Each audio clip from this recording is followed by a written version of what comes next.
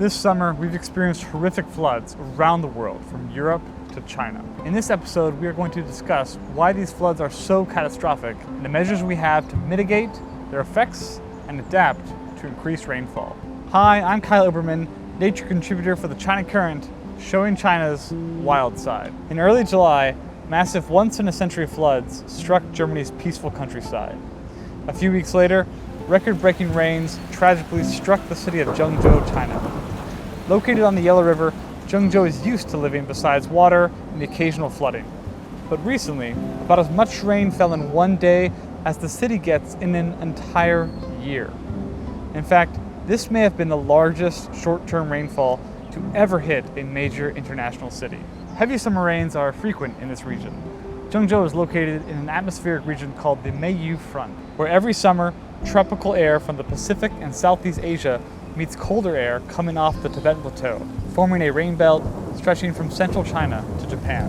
To counteract these rains, Zhengzhou has been designed as a sponge city since 2016. Sponge cities refer to cities that are planned and designed to strengthen flood management by improving urban water collection and drainage systems.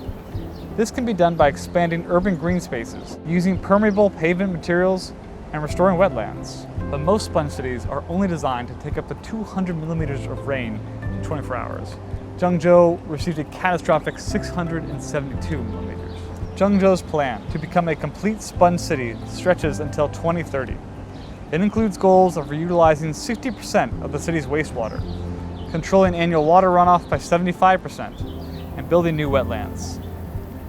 Because wetlands are flat and relatively easy to fill in, they're often the first to go when a city grows. 87% of the world's wetlands have disappeared in the last 300 years. Cities from Boston to Shanghai are all built over wetlands and estuaries. That's a risk, not just because of the loss of local species or the obvious fact that when big rains come, the water is still going to try to run towards the lowest places, but experts also predict that big weather events like the one that hit Zhengzhou in Germany earlier this summer will only increase in the future. This is why continuing to build sponge cities by protecting and restoring wetlands is so important. Wetlands are natural water filters and can provide invaluable water purifying services to cities. They act as a natural barrier and catchment for storm surges and floods. They support local fishing industries and sustainable recreation.